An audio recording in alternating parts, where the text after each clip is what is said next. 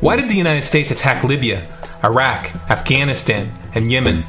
Why are U.S. operatives helping to destabilize Syria?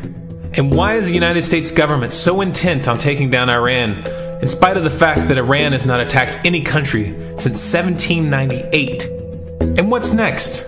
What are we headed for? When you look at the current trajectory that we're on, it doesn't make any sense at all if you evaluate it based on what we're taught in school. And it doesn't make any sense if you base your worldview on the propaganda that the mainstream media tries to pass off as news. But it makes perfect sense once you know the real motives of the powers that be. In order to understand those motives, we first have to take a look at history. In 1945, the Bretton Woods Agreement established the dollar as the world reserve currency, which meant that international commodities were priced in dollars. The agreement, which gave the United States a distinct financial advantage, was made under the condition that those dollars would remain redeemable for gold at a consistent rate of $35 per ounce. The United States promised not to print very much money, but this was on the honor system, because the Federal Reserve refused to allow any audits or supervision of its printing presses. In the years leading up to 1970, expenditures in the Vietnam War made it clear to many countries that the U.S. was printing far more money than it had in gold. And in response, they began to ask for their gold back. This, of course, set off a rapid decline in the value of the dollar. The situation climaxed in 1971 when France attempted to withdraw its gold and Nixon refused. On August 15th, he made the following announcement. I have directed the Secretary of the Treasury to take the action necessary to defend the dollar against the speculators. I have directed Secretary Connally to suspend temporarily the convertibility of the dollar into gold or other reserve assets, except in amounts and conditions determined to be in the interest of monetary stability and in the best interest of the United States. This was obviously not a temporary suspension, as he claimed, but rather a permanent default. And for the rest of the world who had entrusted the United States with their gold, it was outright theft. In 1973, President Nixon asked King Faisal of Saudi Arabia to accept only US dollars as payment for oil and to invest any excess profits in US Treasury bonds, notes, and bills. In return, Nixon offered military protection for Saudi oil fields. The same offer was extended to each of the world's key oil-producing countries, and by 1975, every member of OPEC had agreed to only sell their oil in US dollars. The act of moving the dollar off of gold and tying it to foreign oil instantly forced every oil-importing country in the world to start maintaining a constant supply of Federal Reserve paper. And in order to get that paper, they would have to send real physical goods to America. This was the birth of the petrodollar. Paper went out, everything America needed came in, and the United States got very, very rich as a result. It was the largest financial con in recorded history.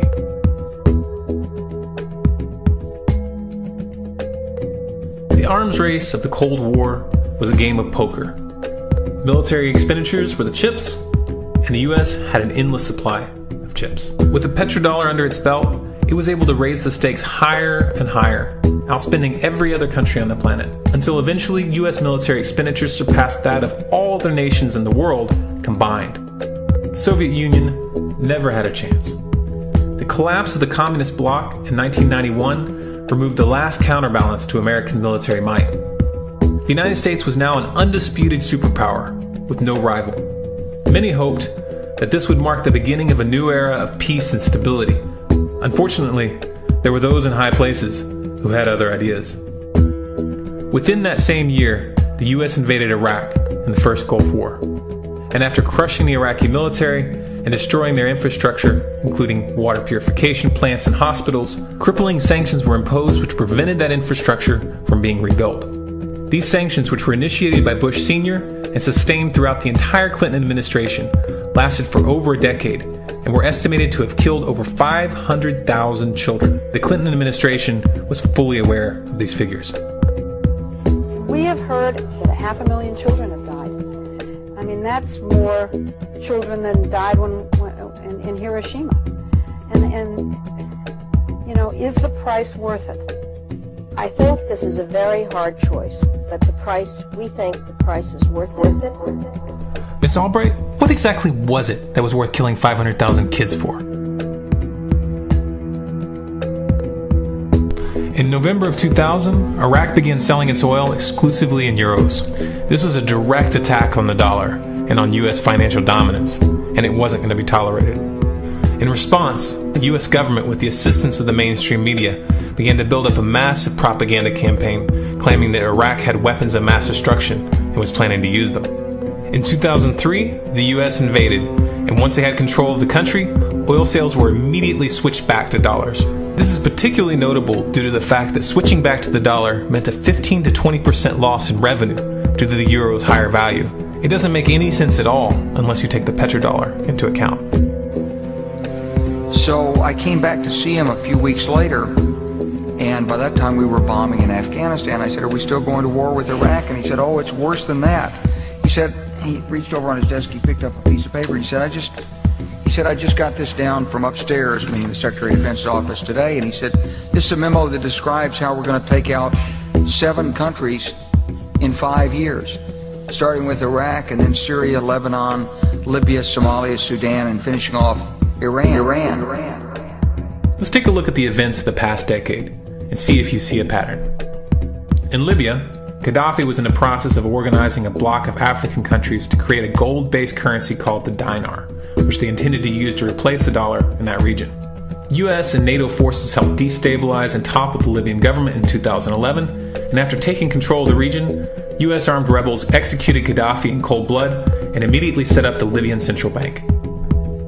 Iran has been actively campaigning to pull oil sales off of the dollar for some time now, and it has recently secured agreements to begin trading its oil in exchange for gold. In response, the US government, with mainstream media assistance, has been attempting to build international support for military strikes on the pretext of preventing Iran from building a nuclear weapon. In the meantime, they established sanctions which US officials openly admit are aimed at causing a collapse of the Iranian economy. Syria is Iran's closest ally, and they are bound by mutual defense agreements. The country is currently in the process of being destabilized with covert assistance from NATO, and though Russia and China have warned the United States not to get involved, the White House has made statements within the past month indicating that they are considering military intervention. It should be clear that military intervention in Syria and Iran isn't being considered. It's a foregone conclusion, just as it was in Iraq and Libya. The US is actively working to create the context which gives them the diplomatic cover to do what they already have planned. The motive for these invasions and covert actions becomes clear when we look at them in their full context and connect the dots. Those who control the United States understand that even if a few countries begin to sell their oil in another currency, it will set off a chain reaction and the dollar will collapse. They understand that there is absolutely nothing else holding up the value of the dollar at this point, and so does the rest of the world. But rather than accepting the fact that the dollar is nearing the end of its lifespan, the powers that be have made a calculated gambit. They have decided to use the brute force of the US military to crush each and every resistant state in the Middle East and Africa. That in itself would be bad enough, but what you need to understand is that this is not going to end with Iran. China and Russia have stated publicly and on no uncertain terms that they will not tolerate an attack on Iran or Syria. Iran is one of their key allies, one of the last independent oil producers in the region, and they understand that if Iran falls, then they will have no way to escape the dollar without going to war. And yet the United States is pushing forward in spite of the warnings. What we are witnessing here is a trajectory that leads straight to the unthinkable. It's a trajectory that was mapped out years ago in full awareness of the human consequences. But who was it that put us on this course? What kind of psychopath is willing to intentionally set off a global conflict that will lead to millions of deaths just to protect the value of a paper currency? It obviously isn't the president. The decision to invade Libya, Syria, and Iran was made long before Obama had risen to the national spotlight. And yet, he's carrying out his duty just like the puppets that preceded him. So who is it that pulls the strings? Often the best answer to questions like this are found by asking another question. Qui bono? Who benefits? Obviously those who have the power to print the dollar out of thin air have the most to lose if the dollar were to fall. And since 1913, that power has been held by the Federal Reserve. The Federal Reserve is a private entity owned by a conglomerate of the most powerful banks in the world. And the men who control those banks are the ones who pull the strings. To them, this is just a game. Your life and the lives of those you love are just pawns on their chessboard. And like a spoiled 4-year-old who tips the board onto the floor when they start to lose, the powers that be are willing to start World War III to keep control of the global financial system. Remember that when these wars extend and accelerate. Remember that when your son or your neighbor's son comes back home in a flag-draped coffin. Remember that when they point the finger at the new boogeyman, because the madmen who are running this show will take this as far as you allow them to. So how much time do we have left? It's a question I hear constantly, but it's the wrong question. Asking how much time we have left is a passive posture. It's the attitude of a prisoner who's waiting to be taken out to a ditch and shot in the back of the head. What are our chances? Can we change course? Also the wrong question. The odds don't matter anymore. If you understand what we're facing, then you have a moral responsibility to do everything in your power to alter the course that we're on, regardless of the odds. It's only when you stop basing your involvement on the chances of success that success actually becomes possible. To strip the ill-begotten power from the financial elites and to bring these criminal cartels to justice will require nothing less than a revolution. The government is not going to save us. The government is completely infiltrated and corrupt to the core. Looking to them for a solution at this point is utterly naive. There are 3 stages of revolution, and they are sequential. Stage 1 is already underway. Stage 1 is the ideological resistance.